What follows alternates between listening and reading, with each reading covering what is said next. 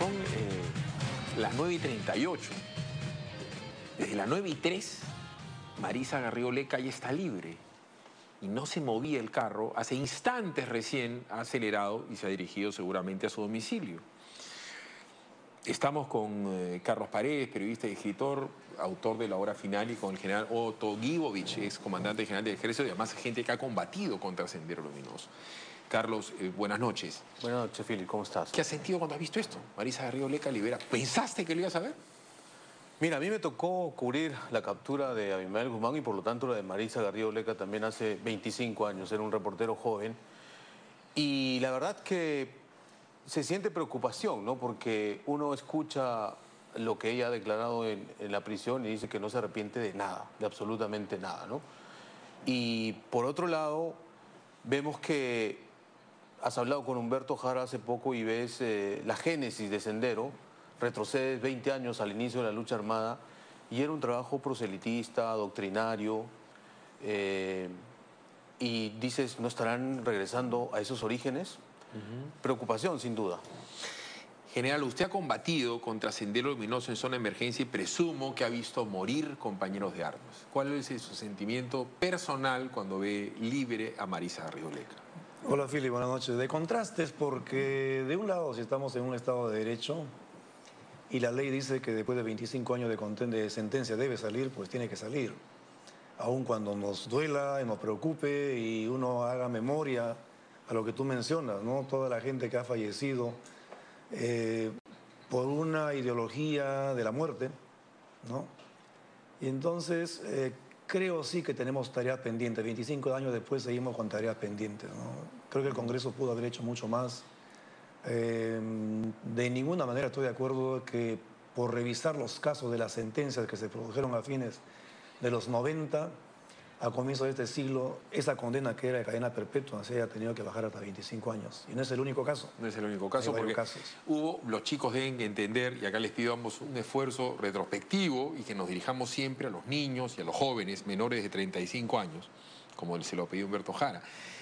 Carlos, te tiene que haber pasado, ¿no? Que cuando tú escribías el libro, lo comentabas con algún colega, con una persona cercana, te podían alertar con que no se vaya a pensar que si tú hablabas algo bueno con respecto al régimen y la captura, ya eras fujimontesinista, porque algo, digo entre comillas, porque yo creo que fue mucho, de mérito tienen que tener Fujimori, Montesinos, Hermosa, los generales de la policía, de la marina, de la aviación, del ejército, en la captura de Abimael Guzmán, al margen de esas 82, 84 personas.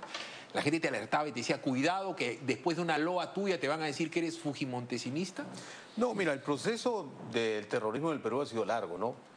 Se incuba en los 60, en los 70, se inicia el terrorismo, que ellos le llaman la lucha armada, en los 80, y después de 10 años, todos hemos ido aprendiendo de nuestros hierros, como sociedad, digo, también las fuerzas de seguridad, la policía, el ejército, las fuerzas armadas, y también la prensa, ¿por qué no? Los periodistas en su momento no supimos tampoco entender el fenómeno, hemos llamado insurgentes, a terroristas, ¿no? Incluso decíamos ajusticiamiento cuando se trataba de un asesinato doloso y vil, ¿no? Ese tipo de términos incluso teníamos que revisarlos. Y es más, en algún momento los propios broadcasters, los dueños de los medios de comunicación pensaban que el problema se solucionaba con la autocensura, ¿no? Y eso quizá en retrospectiva podemos medirlo como que no estuvo bien, alimentó el mito del Sendero Luminoso de Abimael Guzmán y tú no lo veías en los medios de comunicación cuando ponían un coche bomba, pero se sentía en el ambiente, en el barrio, la inseguridad en todo momento. Entonces, creo que nos ha dejado muchas lecciones de estos años de guerra, de terrorismo, y tenemos que reflexionar y ver en qué nos hemos equivocado todos, claro, para no volver a cometer los errores, ¿no? Me dicen que Marisa Garrido Leca parte rumbo a Huaral, tiene libertad, y ya no necesariamente tiene que ir a la casa de su mamá, tiene que ir a otro sitio y se puede mover, mientras que hay muchos militares que están enjuiciados o en la cárcel, o con carcelería pendiente, porque quieren meter preso a mañana. Si hay gente que podría dar 3 litros de sangre por ver preso ahora a Gianpietri y a la gente de Frontón, probablemente usted tiene otros compañeros de arma enjuiciados. ¿Qué se le viene a la mente cuando yo le digo las 3 palabras conflicto armado interno? ¿Quién llama así al fenómeno terrorista en el Perú?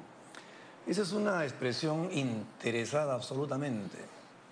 Porque recuerda cuando caen prisioneros la cúpula de Sendero Luminoso, Abimael habla del recodo y hay que superar el recodo. Entonces, a partir de ese momento ellos aplican un plan de contingencia que sin duda lo tenían. Un plan de contingencia de carácter legal y político e ideológico. Legal para dos finalidades, a mi entender. Uno, para transferirle la carga de la responsabilidad a la fuerza del orden, que siguen haciéndolo. Y ahí vienen los juicios, la responsabilidad inmediata. La Comisión de la Verdad, de Reconciliación, que digita a Diego García Sayán con Javier Churliza, que se reúne además con Abimael Guzmán y él agradece la colaboración de los abogados para utilizar la CDR como instrumento político. Y de ahí nace también expresiones como conflicto armado interno. ¿Con qué finalidad? De llamarlos presos políticos, ¿no? Y de mediatizar el tema y de buscar que sean reconocidos como combatientes. Que eso es lo que busca al final esta expresión. No tiene otra finalidad que esa. Buscar un estatus político para llamarse preso político, pensando en que en el futuro tengan que ser liberados. Hay gente que muchas veces come cuentos de toda índole, ¿no? Que todos los militares son brutos o ladrones o asesinos, o que los periodistas son bohemios o vagos, porque no usan cuello y corbata como ahora se ha puesto Carlos Paredes, que debe ser la quinta vez en su vida que se ha puesto cuello y corbata. O sea, los periodistas, tú has visto la muerte, tú has caminado en la calle, debes haber visto cosas horrendas cuando has sido reportero. Sí, mira, te voy a dar dos anécdotas. Cuando salí por primera vez a una comisión en la calle, tenía 20 años, mi primera comisión fue un coche bomba terrorista. Llegué y vi encima de un árbol un pedazo de pierna con una bota. Era un pobre guachimán que había sido una de las víctimas mortales de un coche bomba. Ahora, también me tocó, por ejemplo, estar en el coche bomba de Tarata el 16 de julio del 92, el asesinato de María Elena Moyano en febrero de ese año. El año 92 fue el año más violento, digamos, en Lima, el 84 fue atroz en todo el Perú. En la Sierra Sur y todo lo demás, ¿no? Sí, me ha tocado vivir eso, pero creo que los peruanos estamos en su gran mayoría en contra del terror, ¿no? Venga de donde venga. Y creo que como sociedad tenemos una tarea pendiente, que es la lucha ideológica contra estas ideologías terroristas, extremistas, de izquierda, ¿no? Claro, el problema es que cuando uno habla de esto, muchas veces la gente dice, es que es fujimorista, es que es montesinista, ¿no? Fujimori le tocó ser presidente del Perú y él tenía que dar órdenes y Montesinos tenía que hacer, pues estaba ahí. Pero los que estaban en el día a día, no solamente eran los generales, los coroneles, la comaca, eran sargentos, eran soldados, eran los curas, los evangélicos, eran los regidores, eran los ronderos, eran los campesinos que estaban en Dos Fuegos. O sea, Sendero Luminoso enfrenta a todo el Perú. No era Sendero contra los milicos o Sendero contra los tombos, no era así. Era un enemigo oculto contra todos y uno volteaba y no los encontraba. Entonces, es la guerra imposible, general. Sí, pero déjame decirte algo, Philip. Acá, fíjate, parece que el tiempo que ellos han estado en la cárcel lo han aprovechado muy bien para planificar qué hacer. ¿Cómo está la sociedad peruana en este momento? Enfrentada totalmente. No, claro. Y ellos están en balcón. Ellos están en balcón viendo cómo nos enfrentamos. Ellos están en balcón planificando su guerra política, su guerra ideológica y lo que llaman ahora el nuevo amanecer. Ellos no han dejado de avanzar. Mientras nosotros nos estamos enfrentados y todos los días nos peleamos, se pelean en el Congreso, se discuten, se insultan, ellos están avanzando y avanzando y avanzando. Y hay mucha gente que hierra cuando cree que esto ha terminado, porque pretenden o piensan que la amenaza que se viene va a ser igual que los 80 o igual que los 90. Y esto es diferente. Esta es una lucha política que la están ganando limpiamente. Claro. Y además ellos, yo no sé si limpiamente, pero sí encubiertamente, ¿no? Ahora se reciclan en movimientos antimineros, antiinversión, aborteros. Sí, sindicales. Sindicales. O sea, en cualquier cosa en donde ellos puedan encontrar algo que nos divida, ¿no es cierto? Porque tú tienes todo el derecho del mundo pues, a ser agnóstico, eso no te hace malo ni te hace bueno ser católico. Pero ellos tienen que enfrentar a los evangélicos, enfrentar a los católicos, con lo que sea, tienen que hacer que Carlos se pelee con Paredes. ¿No es cierto? Sí. O sea, buscar el cómo te tienes que enfrentar al demás, que se llama la agudización de las contradicciones. Sí. El clasismo. Movimiento, o sea, siempre el enfrentamiento. Lo acabamos de ver ahorita con lo de los maestros. Si fuera cierto lo que dice, la mitad de lo que dice Eva Sombrío, ¿cómo entiendes, Carlos, que llegaron los maestros a Lima a tomar la Plaza San Martín? Si comenzaron chiquititos hace 2 meses, si fuera cierto, ¿ah? Así fue, pues. Llegaron del campo a la ciudad y alborotaron el Perú. Philip, creo que la tarea pendiente es la tarea ideológica, es decir, nosotros tenemos que confrontar como sociedad a estos radicales y decirles, a ver, ¿por qué no vemos la China del siglo XXI? ¿Por qué no nos vemos en ese espejo que fue tu guía? ¿Qué está pasando en este momento en la China del siglo XXI? ¿Es todavía viable hoy en el mundo la lucha de clases, por ejemplo? Esta revolución del campo a la ciudad, del proletariado. Abimael hizo una revolución en nombre de los más pobres, de los oprimidos ancestralmente. ¿Cómo vivía? ¿Dónde vivía en Lima? Chacarilla. Vivía en Chacarilla, vivía en Monterrico. ¿Qué comía? ¿Qué tomaba? ¿Vino Fondecap? ¿Fumaba Winston? Estaba conversando con los agentes del GEIN y me decían que cuando hacían seguimiento los encontraban a estas mujeres llamadas Paloma 1, 2 y 3 que vivían en Chacarilla comprando perfume francés para el cumpleaños del presidente Gonzalo, que era el 3 de diciembre. Ok, entonces, ¿de qué estamos hablando? ¿Tú conoces a alguien que le guste más la plata que el comunista? Le fascina, pero no solamente eso. O sea, no hay que irnos, y te pasa a ti seguramente. ¿Usted qué edad tiene, general? Más de 60. Tú, Carlos. 47. Yo tengo 50. Cuando tú les cuentas, o en general les cuentas a los chicos que nos están viendo que cuando tú y yo abríamos el agua, no había agua, sino había tierra. Ahora me pasó una anécdota. En la tarde bajé a una panadería muy conocida en Miraflores. Bajé y hubo un apagón chiquito. Un bajón de tensión. Y una señora que está dijo, uy, el huracán, dijo. Como si fuera una broma. Eso lo hemos vivido tú y los apagones, la falta de agua, la falta de luz. La carencia total. Los generadores eléctricos en todas las veredas. Sí, sí. El coche bomba sonaba, uno miraba una luz al final de Lima, por decir Lima, ¿no? Y oscuro. Y la gente prendía la radio para ver cuántos muertos había. Exactamente, o las torres de alta tensión. Una barbaridad. Vámonos a la pausa. Evidentemente la mamá de Carlos no sabía si tú regresabas a tu casa. Y menos la madre de los policías y los militares. Que no había viper, no había celular, no había internet. Había toque queda. Tú te ibas y de repente no regresabas. Claro. Vámonos a la pausa y regresamos con el general Otto Guibovich y con una breve reseña de la hora final. Hablando de la captura del siglo de Ismael Guzmán, me comentan que Marisa Rioleca ya goza de su libertad, llegando a Huacho, donde seguramente va a comer caliente, mientras que hay millones de peruanos que lloran a la gente que no ven, a la gente que ya no pueden ni siquiera sentir, porque entre otras cosas, el cadáver de su madre, como en Los hijos de Brelar Moyano, fue destruido después de muerto. Le pusieron una dinamita y que no quede nada de ella. Así era Sendero Luminoso. Pausa y regresamos. Parte de los pasivos históricos inmensos de Fujimori es que él huye como huye, deja el país y a sus seguidores como los deja, pero permite algo realmente inusual, que la historia lo escriban los vencidos. Tal es así, Carlos, que nosotros no tenemos a un héroe militar visible de la lucha antisubversiva. El héroe visible era Benedicto, hoy en desgracia. Pero no hay calle Morán, no hay calle Miyashiro, la gente no reconoce en Otto Guibovich que luchó no sé dónde. O sea, no hay héroes. Cuando hay un montón de héroes, gente que vive y otra gente que murió para ganar esa guerra. Philip, han tenido que pasar 25 años para que a este grupo de policías que hizo un trabajo estratégico y llegó a la cúpula de Sendero, el GEIN, los peruanos le reconozcamos que son héroes de la democracia, porque devolvieron la paz, ¿no es cierto? Y tiene razón, no hay calle Morán, no hay calle Miyashiro, no hay calle Jiménez, Gil, Becerra, en fin. Eran 89 hombres y mujeres, 3 mujeres, que empezaron a trabajar el año 90 porque se dieron cuenta un poco de la naturaleza de Sendero, cambiaron de metodología y fue un trabajo progresivo, concatenado, que duró casi 3 años, ¿no?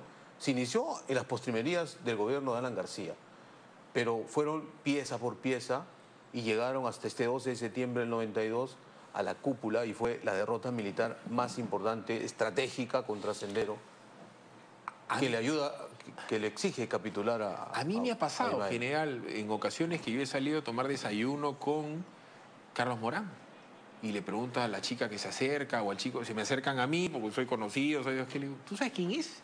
No. Le digo, él capturó a Ismael Guzmán. Ah, gracias. Me ha pasado estar en una conferencia y atrás mío está el general Williams. General Williams ha sangrado por el Perú en el CENEPA. General Williams tomó la embajada de Japón. En cualquier lugar del mundo es un tipo que además de ganar 30 o 40.000 euros al mes contando su historia en las mejores escuelas militares del mundo, sería un hiperhéroe. Y la gente no sabe quién es Williams. Y usted así debe conocer a varios más. Muchísimo, Philip. En otros países, cuando sucede esto que tienes tú, mucha gente que se ha involucrado en el tema, cuando menos se rinde un homenaje al soldado desconocido y en esa persona tributas homenaje a todos. Pero en este caso hay casos muy reconocidos, como creo yo lo ha mencionado Carlos, como el caso Chavín de Huántar. Pero también déjame contarte una pequeña anécdota. Cuando fui comandante de batallón en el Bajo Guayaga, en el Alto Guayaga, en Tingo María, tenía que relevar a un jefe de base que ya cumplía su ciclo de 2 meses. Y el helicóptero lamentablemente no puede salir un día por problemas de salud del piloto. Y entonces llamo al jefe de la base y le digo que tiene que permanecer 2 o 3 días más mientras se recupera el piloto. Me dijo, no hay ningún problema, mi comandante. Y el capitán con la tropa estaba lista para embarcarse. Y entonces se produce ese mismo día una emboscada en Tocache, en un río, y mueren 19 o 20 personas del ejército. Y al día siguiente, a las 6 de la mañana, que yo tenía, era la hora de enlace con mis bases, 6 de la mañana, el capitán me llama y me dice, mi comandante, he escuchado que los que atacaron Tocache están bajando, así que pido permiso para salir en mi último patrullaje. Último en el sentido de que iba a ser relevado. Como me da la información completa, le digo autorizado, pero no diga la última porque pueden haber muchas más. Sale de noche, llega a un sitio llamado Bijao, y ahí creo que se comete un pequeño error táctico porque lo miden, lo chequean y pasado 5 o 6 horas más tarde lo emboscan. Y era uno de los mejores oficiales que tenía yo en ese batallón.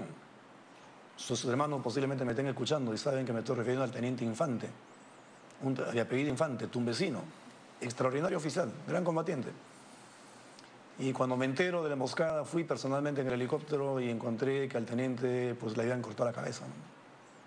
O sea, mueren 5 soldados y un oficial. Y bueno, y hay noticias muy desagradables cuando uno tiene que informar a la familia que ha muerto un hijo. Nadie lo entiende. Nadie lo puede entender. Esos son los héroes que han dado su vida para que el país esté pacificado. Y por eso digo, cuando hay tareas pendientes, yo creo que no todos nos ponemos la camiseta, ¿no? Yo creo que el Congreso puede legislar y restituir algunas leyes antiterrorismo que se han sido muy flexibilizadas, muy relajadas. Y creemos que todo está ganado y no es así. Hay muchas tareas pendientes. Y periodistas también murieron. Los periodistas de Churajay mueren como consecuencia de una confusión y los matan. Porque estaban en la mitad de 2 fuegos. Murió un periodista. En el Canal 2 pusieron una bomba que no dejó piedra sobre piedra. Y nosotros hemos trabajado ahí. Por supuesto, claro. Viene La Hora Final. Es un libro que nace de tu historia, pero tú no haces el guión. Cuéntame la historia, entonces. Mira, la Hora Final, el libro, el que yo escribí, es la historia real del Grupo Especial de Inteligencia.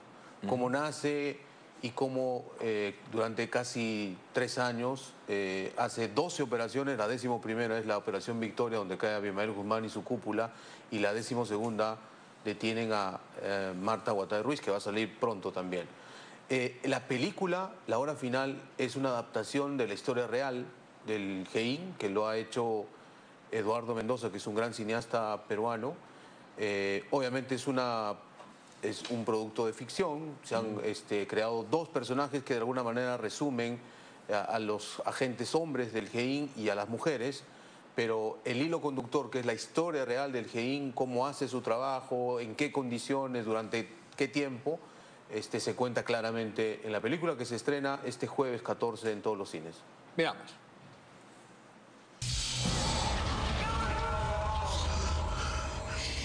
¿Estamos durmiendo?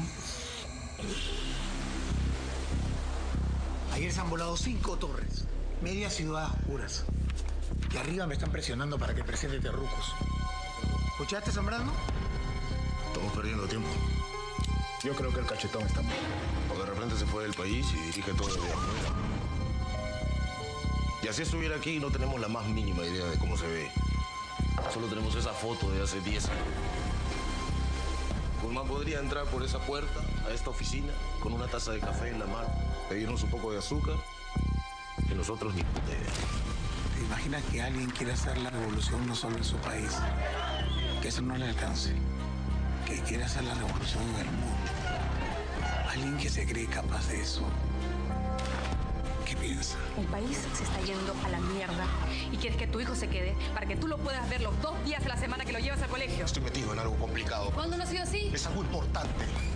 ¿Crees que si lo agarramos esto va a parar? Abimael es como un dios para ellos. Claro que va a ser un golpe duro para Sendero. Tenemos más de 300 cassettes de video, cientos de nombres, direcciones, apodos, claves, pero no sabemos nada. No tenemos la más puta idea de quiénes son ni contra quiénes estamos peleando. Son fantasmas.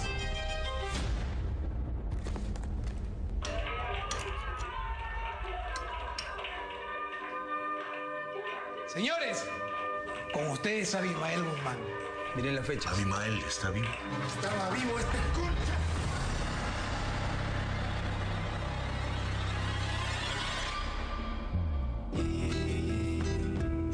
Estoy aquí jugándome la cabeza. Mientras en esta ciudad recién se enteran que la guerra empezó hace mucho.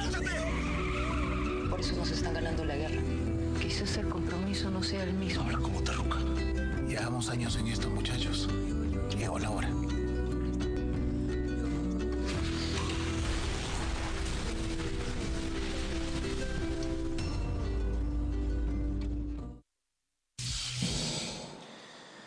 Parte de lo increíble de lo que pasó en el Perú es como que ahora hay especialistas en todo, ¿no? O sea, yo no te voy a decir a ti pues cómo se hace pues un reportaje, ¿no es cierto? Yo no le voy a decir al señor cómo se dispara un FAL ni cómo se pone una bomba, porque ese es su trabajo. En esa época habían senderólogos, ¿no? Y no sabían decir si Abimael Guzmán... Mire lo que estoy diciendo, parece una estupidez lo que voy a decir, pero eso pasaba. No saben decir, Carlos, si estaba vivo o muerto, o si estaba acá o en Cuba. No sabían si estaba en Lima o en Ayacucho, si era realmente una ficción, una realidad. Claro, Abimael Guzmán se convirtió en un mito, era un tipo omnipresente y omnipotente, porque además era todopoderoso, ¿no? Nadie lo veía, nadie lo escuchaba, nadie lo sentía, pero todos lo vivíamos diariamente como coches bomba, con asesinatos, con apagones, con sabotajes, una serie de hechos muy violentos. Sí, Abimael Guzmán, cuando se encuentra el video Sorbe el Griego, que fue en enero del 91, el 31 de enero exactamente, sale de convertirse en un personaje mitológico, ¿no? Y el GEIN hace eso, descubrir que vivía en Lima, que era de carne y hueso, y que además tenía muchas debilidades, ¿no? Una de ellas fue precisamente confiar su seguridad en 2 jóvenes de la clase media alta, Marisa Garrido Leca y Carlos Inchaustegui, porque era la cubierta que ellos consideraban les iba a asegurar la impunidad. Benedicto ¿no? ha dicho que subestimaban a los policías, sí, y que además no consideraron que lo iban a atrapar nunca. Los policías pensó que el ejército era que los Gibovich, ellos eran los enemigos, no los policías. Sí, cuando uno analiza el trabajo del GEIN, los policías capitalizaron varios errores de los senderistas también. Por ejemplo, el lío de faldas era un error que capitalizaron concretamente. Te cuento una anécdota. Giovanca Pardavé Trujillo y Tito Valle Travesaño eran 2 dirigentes de lo que llaman el Comité Central de la Cúpula, y uno de sus trabajos que les confió Abimael Guzmán fue guardar toda la documentación senderista de los plenos, de las reuniones y donde estaba el organigrama de la organización, porque tú recuerdas que Sendero era un grupo clandestino, claro, compartimentado, ¿no? No se conocían entre ellos, ¿no? Y habían correas de transmisión que eran los contactos, los cabecillas medios, ¿no? Cuando ellos alquilaban un departamento en Mangomarca, por sus escarceos amorosos, distrajeron la plata y no pagaron la renta durante 3 meses. El dueño del departamento hizo un juicio de desahucio, los lanzó de inmediato, y cuando la policía entró, encontró este archivo senderista que fue, digamos, la génesis del GEIN, porque eso fue a parar a un delta donde trabajaba Benedicto Jiménez y Guillermo Bonilla, un joven alférez, y empiezan a estudiar esa información, esa documentación, y empiezan a hacer el organigrama de Sendero. Y ahí encuentran que la Academia César Vallejo era parte de una fachada y le tira a dedo a Abimael Guzmán en persona, el que era el director Luis Alberto Arana Franco, el Cholo Sotil. El Cholo Sotil le tira a dedo por amor, porque le muestran a su mujer embarazada y a su hijo menor, se lo enseña a Benedicto y le dice, nunca más los vas a ver en tu vida. Sí. Y él le tira, dice, sí está vivo y está cerca. Y ahí se dan cuenta que sí realmente estaba vivo. Se había reunido con Abimael Guzmán el 4 de abril del año 92. Sí, Luis Alberto Arana Franco tenía un hijo de 6 meses cuando cae detenido, ¿no? Claro. Al que idolatraba. Él era aficionado a la fotografía y encontraron 3 cajas de fotografías de su hijo en su departamento en Pueblo Libre, en su casa en Pueblo Libre. Pero además no era un tipo dogmático. Él entró a Abimael a Sendero por plata, porque quería vivir de los ingresos de la Academia César Vallejo. Claro, le dicen, no vas a ver a tu hijo porque tú y tu mujer va presa para siempre, el niño se queda sin papá, se queda sin mamá. Se va a un orfanato y lo entregan en adopción. Y le dice, que ya sabían que Abimael estaba vivo por el video de Zorro Heredia, le dice, está vivo y en tal sitio.